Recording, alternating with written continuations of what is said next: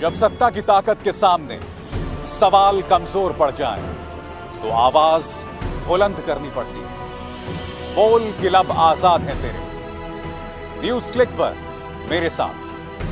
बोल के लब आजाद है तेरे, बोल ज़बां अब तक तेरी है। नमस्कार, बोल के लब आजाद है तेरे। मैं अभिसार शर्मा। क्या मध्य प्रदेश और गुजरात कोरोना संकट के खिलाफ भारत की लड़ाई को कमजोर कर रहे हैं? जी हां, इन दो राज्यों की तरफ किसी का ध्यान नहीं गया है, ना मीडिया का, ना हुक्मरानों का, क्योंकि सारा का सारा ध्यान महाराष्ट्र पर है और महाराष्ट्र के जरिए कहीं ना कहीं सत्ता की चाबी हथियाने पर है। किसी का ध्यान इस बात पर नहीं जा रहा है कि ये दो राज्य कहीं ना कहीं भारत की जो लड़ाई है कोरोना की के खिलाफ, उसको लेकर लड़ाई को कमजोर कर रहे हैं। मैं सिलसिलेवार तरीके से आपको बताना चाहता हूं। सबसे पहले इस खबर पर गौर कीजिए। इस खबर के मुताबिक एक दिन में मध्य प्रदेश में कोरोना के केसेस में जो बढ़ोतरी हुई है वो रिकॉर्ड बढ़ोतरी हुई है। स्क्रीन पर COVID-19, Madhya Pradesh with 361 new cases sets single day record 244 in Indore alone. सिर्फ इंदौर में 244 केसेस की बढ़ोतरी, और ये एक दिन की बात कर रहे हैं। खबर क्या कहती है? Madhya Pradesh recorded huge surge in COVID-19 infections with 361 new cases reported on Thursday, the highest single day figure for any state so far. With the coronavirus crisis worsening in Gujarat as well, and Maharashtra continuing to report big numbers, new virus cases from across the country rose to 1,260, the second highest for a single day so far. ये खबर ये कहती है कि महाराष्ट्र में स्थिति दूभर बनी हुई है, मगर मध्य प्रदेश और गुजरात, ये दो राज्य लगातार हालात यहां पर बद से बदतर होते जा रहे हैं। मध्य प्रदेश की पृष्ठभूमि में क्या हुआ आपको मुझे बताने की जरूरत नहीं है। जब इस जंग का सामना पूरा देश कर रहा था, वहां पर सत्ता परिवर्तन हो जाता है। नतीजा यह कि आज की तारीख में मध्य प्रदेश में कोई स्वास्थ्य मंत्री नहीं है। शिवराज सिंह चौहान, जो कि एक एबल एडमिनिस्ट्रेटर हैं, कम से कम 13 साल जो वो सत्ता में रहे, उसने इस बात को प्रमाणित किया, वो इस संकट का सामना करने में इस वक्त पूरी तरह से नाकाम साबित हो रहे हैं। और एक और जो खबर सामने आई है, जो कि दैनिक भास्कर ने चलाई है, यह अपने आप में बहुत चिंताजनक है। यह खबर क्या कहती है आपकी स्क्रीन पर? 10 किलो के पैकेट से निकल रहा है 2 से 3 किलो कम आटा। लोगों में हंगामा, यानी कि लोगों को जो सहायता पहुंचाई जा रही है उसमें भी घपला हो रहा है। कम से कम दैनिक भास्कर की खबर बता रही है, और यह खबर मैं आपको पढ़ के सुनाना चाहूंगा। साथ ही मैं आपको बता दूं, इस पर कांग्रेस की भी प्रतिक्रिया होगी और मध्य प्रदेश सरकार की भी प्रतिक्रिया। यह खबर क्या कहती है, मैं आपको पढ़ के सुना रहा हूं। कोरोना संक्रमण की महामारी से जूझ रहे जरूरतमंदों के हिस्से में राशन में भी गड़बड़ी करने से अधिकारी नहीं चूक रहे। ग्वालियर की खबर है यह। प्रदेश सरकार द्वारा शुरू की गई 10 किलो आटा की योजना के लिए नागरिक खाद्य आपूर्ति विभाग द्वारा तैयार किए गए 10 किलो आटे के कट्टों में से 2 से 3 किलो का आटा कम निकल रहा है। हालांकि गड़बड़ी पकड़े जाने के बाद 1 किलो आटा कम होने की बात विभाग के अधिकारी खुद स्वीकार रहे हैं। जिला आपूर्ति नियंत्रक चंद्रभान सिंह ने कहा कि 100 किलो गेहूं देने के बदले फ्लोर मिल संचालकों ने 90 किलो आटा दिया है। मैंने मध्य प्रदेश सरकार से संपर्क किया, उनका क्या कहना आपकी स्क्रीन पर। मध्य प्रदेश सरकार ने आधिकारिक तौर पर न्यूज क्लिक के सवाल का जवाब नहीं दिया, मगर उनका कहना है कि वो मामले की जांच कर रहे हैं। ये आटे के गायब होने का मामला नहीं है, बल्कि महज प्रशासनिक त्रुटि का मामला है। यानी कि किसी ने कुछ बेवकूफी की, उसी का परिणाम यह सामने दिखाई दे रहा है। जाहिर सी बात है, कांग्रेस ने इस मुद्दे को दबोच लिया है। कांग्रेस इस मुद्दे पर क्या कह रहा है, आइए सुनते हैं कांग्रेस के प्रवक्ता पंकज शर्मा की बात। मध्य प्रदेश का इस वक्त सबसे बड़ा दुर्भाग्य यह है कि सेंधमारी के जरिए जो सरकार सत्ता में आई है, वो सिर्फ एक व्यक्ति शिवराज सिंह चौहान के भरोसे चल रही है। बाकी सब अधिकारी उस सत्ता को चला रहे हैं और जनप्रतिनिधियों की कोई भी भूमिका, कोई भी इन्वॉल्वमेंट सरकार चलाने में नहीं है। अगर जनप्रतिनिधियों का कोई भी इन्वॉल्वमेंट होता तो इस तरह की बात सामने आने का सवाल ही पैदा नहीं होता, क्योंकि अधिकारियों को तो जनता के पास वोट लेने जाना नहीं होता है। तो वो इंतजार करते हैं कि कोई ना कोई प्राकृतिक आपदा आए और उसमें जब अतिरिक्त धनराशि खर्च हो तो उनका भी काम चले। अब मान लीजिए एक थैली में 2 किलो आटा भी कम है, तो इसका मतलब ये हुआ कि 40 रुपए प्रति थैली की लूट की जा रही है। लाखों थैलियां आटे की बट रही हैं। तो अंदाज लगा लीजिए कि कितना बड़ा, कितने सैकड़ों करोड़ का ये घोटाला है। बात यहां कुछ और है। इस खबर के मुताबिक इंदौर में जितने भी केसेस हुए उनमें से एक का भी लिंक तबलीगी जमात से नहीं है। यानी कि मध्य प्रदेश में जितने भी बड़े केसेस सामने उभर कर आ रहे हैं और इंदौर जो कि एक बहुत बड़ा हॉटस्पॉट बना हुआ है, उसमें एक भी तबलीगी जमात का केस नहीं है। यानी कि मध्य प्रदेश प्रशासन के पास तबलीगी जमात को पर दोष मढ़ने के लिए भी अब वजह नहीं है, क्योंकि जैसे मैंने आपको बताया इस खबर के मुताबिक यहां पर एक भी लिंक तबलीगी जमात का नहीं है। तो ऐसा क्यों हुआ? क्या यह सवाल नहीं पूछा जाना चाहिए? क्योंकि यह एकमात्र राज्य है जहां की प्रमुख स्वास्थ्य सचिव ने अपने बेटे के ट्रैवल हिस्ट्री को छुपाया। इनके बेटे अमेरिका से आए, कोरोना वायरस से संक्रमित थे। नतीजा क्या हुआ?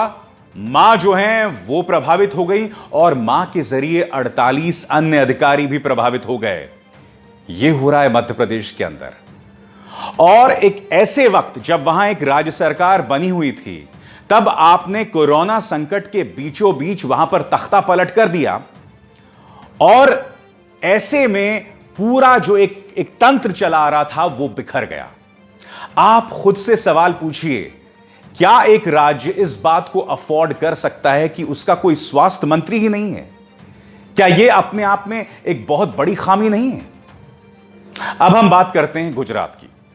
गुजरात एक मॉडल राज्य, 1800 रसूख वाले गुजराती, इन्हें 25 बसों में ऋषिकेश से गुजरात ले जाया गया था। वो खबर याद है आपको? और इसमें गृह मंत्री अमित शाह और गुजरात के मुख्यमंत्री विजय रूपाणी ने एक बहुत बड़ा किरदार निभाया था। मगर गुजरात के अंदर फंसे जो उड़िया मजदूर हैं, उनकी हालत बद से बदतर हो गई है। जैसे कि मैंने कार्यक्रम की शुरुआत में बताया, 3 राज्य इस वक्त सबसे ज्यादा प्रभावित दिखाई दे रहे हैं। महाराष्ट्र जो कि फाइनेंशियल कैपिटल है, दूसरा मध्य प्रदेश और तीसरा गुजरात। गुजरात में तो कायदे से प्रॉब्लम होनी नहीं चाहिए थी, मगर गुजरात में ऐसा क्यों हुआ? सबसे पहले आपको यह समझना होगा कि फरवरी में आप जानते हैं कि ट्रंप का किस भव्य अंदाज में स्वागत किया गया। मैं नहीं जानता हूं कि प्रधानमंत्री ने डोनाल्ड ट्रंप को आखिर क्यों यह भरोसा दिलाया कि आपका स्वागत करने के लिए 50 लाख लोग मौजूद होंगे या 70 लाख लोग मौजूद होंगे। और आपने देखा मोटेरा स्टेडियम में कितनी बड़ी तादाद में वहां लोग मौजूद भी थे। अब क्या हो रहा है कि वहां पर जो बुनियादी स्वास्थ्य व्यवस्था है वो पूरी तरह से चरमरा गई है। सबसे पहले मैं आपको बताता हूं कि वहां पर जो हालात क्या हैं इस वक्त फिगर्स को लेकर, वो आपके स्क्रीन पर। हिंदू के पत्रकार महेश लांगा ने खबर ट्वीट की है। वो कहते हैं अभी अभी खबर मिली है कि गुजरात के अंदर कोरोना के केसेस में जबरदस्त उछाल आया है। 176 नए मामले आए हैं और 7 मौतें, जिसका अर्थ यह हुआ कि कुल अब तक 1272 मामले और 48 मौतें। आज 176 केसेस में से 143 सिर्फ अहमदाबाद से हैं। इसका मतलब यह हुआ कि अहमदाबाद शहर में कुल 765 मामले और 25 मौतें। यह हाल है गुजरात की। अब मैं आपका ध्यान खींचना चाहूंगा उस खबर की ओर जो मैंने कुछ देर पहले आपको बताई कि वहां पर करीब 2.5 लाख उड़िया मजदूर फंसे हुए हैं और वो बद से बदतर हालात में जीने को मजबूर हैं। आपकी स्क्रीन पर सामंतरे, जिन्होंने हिंदू को दिए गए इंटरव्यू में कहा है कि केंद्र सरकार द्वारा दिए गए दिशा निर्देशों के बावजूद गुजरात सरकार ने वहां फंसे माइग्रेंट मजदूरों के लिए कुछ नहीं किया है। उन्होंने उड़ीसा सरकार से अपील की है कि यह मामला गुजरात सरकार के साथ उठाएं और जिन बदतर हालात में वहां पर मजदूर रुके हुए हैं उसके बारे में कुछ किया जाए।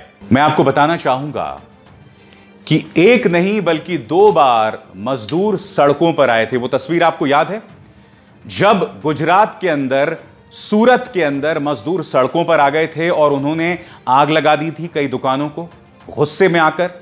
और ये एक नहीं 2 बार वो सड़कों पर उतरे थे। मगर मीडिया के दोहरे मापदंड देखिए। बांद्रा में जब मजदूर पहुंच जाते हैं अपने घर जाने के लिए, और वो अफवाह किसी और ने नहीं बल्कि मीडिया ने फैलाई होती है। वही मीडिया जो सुबह यह अफवाह फैलाता है कि ट्रेनें चल रही हैं, और शाम को अपने चैनल्स पर क्या कहता है कि बांद्रा के पास जो मजदूर हैं, जो मुसलमान बसे हुए हैं, क्या उनके चलते ये मजदूर वहां इकट्ठे हुए। यह मीडिया का किरदार था मुंबई को लेकर, महाराष्ट्र को लेकर। मगर ये मजदूर एक नहीं दो बार सड़कों पर आए। इनकी आवाज आप कहीं नहीं सुनेंगे सिवाय न्यूज क्लिक के मंच पर। आज मैं आपसे सवाल पूछ रहा हूं, ये दोहरे मापदंड क्यों? आखिर गुजरात को लेकर हमने अपनी आंखें क्यों मूंद ली हैं? मैं आपको बताना चाहूंगा इस मुद्दे पर विदेश मंत्रालय के पूर्व राजनयिक और प्रवक्ता एम्बेसडर केसी सिंह क्या कह रहे हैं। एम्बेसडर केसी सिंह कहते हैं, मैंने बार बार लिखा है कि जब विश्व स्वास्थ्य संगठन ने 11 मार्च को कोरोना संकट को पैंडेमिक घोषित कर दिया था, 11 मार्च को, तो आने वाले कुछ दिनों तक भारतीय जनता पार्टी लगातार मध्य प्रदेश में सत्ता परिवर्तन की कोशिश करती रही। नतीजा क्या हुआ कि हमने बहुत बेशकीमती वक्त बर्बाद कर दिया। जो मजदूर 24 तारीख के बाद अपने घर को जाने के लिए मजबूर हो गए थे पैरों पर, इन्हें कायदे से 13, 14 और 15 मार्च को निकल जाना चाहिए था। एम्बेसडर सिंह और क्या कहते हैं? एम्बेसडर सिंह कहते हैं, क्या वजह है कि जो जमात तबलीग के जमात से जुड़ा मामला सामने उभर कर आया था, इस पर काबू पाने के बावजूद केंद्र सरकार जो है ऑपरेशन कमलनाथ में लगी हुई थी। तो एम्बेसडर सिंह की ये दोनों बातें क्या दर्शाती हैं? ये दर्शाती हैं कि कहीं ना कहीं ये दोनों राज्य भारत की इस लड़ाई को कमजोर कर रहे हैं, और इनकी तरफ किसी का ध्यान नहीं जा रहा, ना मीडिया का ध्यान, ना केंद्र सरकार का ध्यान, और साफ तौर पर कई मुद्दों पर दोहरे मापदंड नजर आ रहे हैं। सच तो यह है कि इस पूरी लड़ाई में मध्य प्रदेश और गुजरात जैसे राज्य जो हैं भारत की कमजोर कड़ी दिखाई दे रहे हैं। और जहां तक मुख्यधारा की मीडिया की बात है, वो न सिर्फ कमजोर कड़ी हैं बल्कि खलनायक के तौर पर काम कर रहे हैं, जैसा कि लगातार मैं अपने कार्यक्रमों में आपको बताते रहा हूं। एक और खबर आपके सामने, दैनिक जागरण ने कहा कि पुलिस ने 11 जमातियों को दबोचा। नेपाल से आने वाले 11 जमातियों को दबोचा गया। यह खबर किसी और ने नहीं बल्कि दैनिक जागरण ने चलाई थी कि 5 मार्च को ये लोग आए थे और सभी ने खुद को जमाती बताया। अब आप सोचेंगे कि क्या वाकई जमातियों ने इस तरह से नेपाल से पहुंचकर भारत के अंदर कोरोना वायरस संकट के फैलाने का काम किया? सुनिए खुद कुशीनगर की पुलिस क्या कह रही है। जनपद कुशीनगर में नेपाल मूल के रहने वाले 10 लोग और एक व्यक्ति बिहार का परसों पुलिस को, तुर्कपट्टी पुलिस को मिले थे, जिनके विरुद्ध लॉकडाउन का उल्लंघन करने के आधार पर अभियोग पंजीकृत किया गया था और उन्हें आइसोलेट करके उनके सैंपल लिए गए थे। कोरोना वायरस परीक्षण रिपोर्ट नेगेटिव पाई गई है और उन्हें क्वारंटाइन किया जा रहा है। अभी आज काफ़ी समाचार पत्रों में और कुछ सोशल मीडिया में मैंने देखा कि पत्रकार बंधुओं ने इन्हें जमाती कहा है। मैं स्पष्ट करना चाहूँगा कि ये किसी जमात से संबंधित लोग नहीं हैं और जमाती शब्द से काफ़ी भ्रम की स्थिति उत्पन्न होती है, और यदि कोई तथ्य संदेहास्पद है, किसी तथ्य को लेकर मन में कोई भ्रम है, तो मेरा अनुरोध है कि कृपया पुलिस का आधिकारिक वर्जन अवश्य ले लें और पुलिस अपनी छानबीन, अपनी सभी तथ्यों की सत्यापन करने के पश्चात ही अपनी रिपोर्ट जारी करती है, प्रेस वक्तव्य जारी होता है। इसलिए कृपया उसका अवश्य अवलोकन कर लें और इस तरह के शब्द का प्रयोग न करें जिससे आम जनता में दहशत पैदा हो। तो देखा आपने, कोई और नहीं बल्कि खुद पुलिस जो है पर्दाफाश कर रही है मीडिया के झूठ का, मीडिया की गलत बयानी का। और मैं आपको बताना चाहूंगा यह मामला सिर्फ मीडिया के झूठ का नहीं है या गलत रिपोर्टिंग का नहीं है। इसके जरिए आप समाज के अंदर विद्वेष फैला रहे हैं, इसके जरिए आप समाज के अंदर जहर फैला रहे हैं, एक ऐसे वक्त जब देश कोरोना संकट के खिलाफ लड़ाई लड़ रहा है, आप जानबूझकर ऐसी झूठी खबरों को प्रचार प्रसार कर रहे हैं।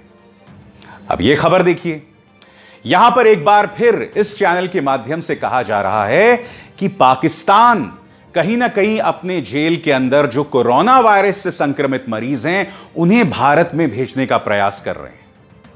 देखिए, अगर तो यह खबर सही है तो वाकई बहुत बड़ी खबर है, मगर मैं यह जानना चाहता हूं कि कहीं यह इस चैनल की कल्पना की उड़ान तो नहीं है, क्योंकि मैं नहीं भूला हूं न्यूज़ 18 के इस कार्यक्रम में यह कहा गया था कि तबलीगी जमात के जो लोग हैं, उन्होंने विदेश में पाकिस्तान के एक मुलाजिम से मुलाकात की थी और कहीं ना कहीं तबलीगी जमात का एंगल जो है या लिंक्स जो हैं, पाकिस्तान से ढूंढ लिया गया था। उस खबर को एक हफ्ते से ज्यादा का वक्त हो गया था। मैंने आपको याद होगा अपने कार्यक्रम में कहा था कि यह बहुत बड़ी खबर है अगर ऐसा दावा किया जा रहा है कि अगर तबलीगी जमात पाकिस्तान के साथ मिलकर हमारे देश में कोरोना का संकट फैला रहे हैं। दिल्ली पुलिस ने आज तक उस खबर पर कुछ नहीं कहा। तो ये तीनों खबरें जो मैंने आपको बताई हैं, पहली खबर को लेकर आप जानते हैं पर्दाफाश कर दिया खुद उत्तर प्रदेश पुलिस ने दैनिक जागरण का।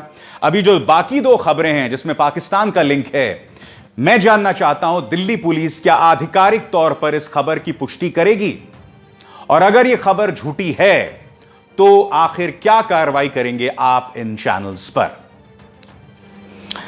बोल की लब आजाद है तेरे में बस इतना ही। मेरे आप सबसे अपील कि इस कार्यक्रम को ज्यादा से ज्यादा लोगों तक पहुंचाएं, इसे लाइक करें, शेयर करें और न्यूज क्लिक के हमारे चैनल को सब्सक्राइब करें। अभिसार शर्मा को दीजिए इजाजत। नमस्कार।